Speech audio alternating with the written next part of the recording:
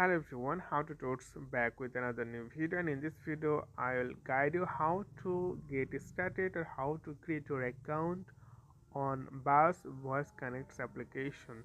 So first of all, you need to make sure that it's available in your device. It means you have to download or install this, and after that you can see the option open button. Simply tap on the open button, then you can see the interface like this, or simply tap on the get started.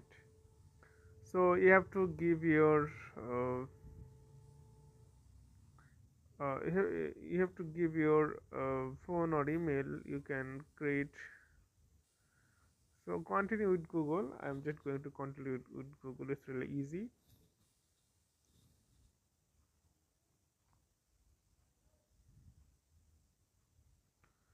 And agree and share.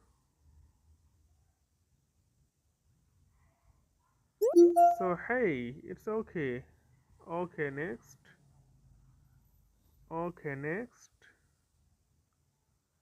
So now add your picture. Okay, next.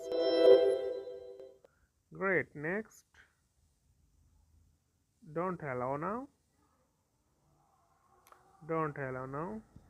Allow. Okay, that's all. You're closed now.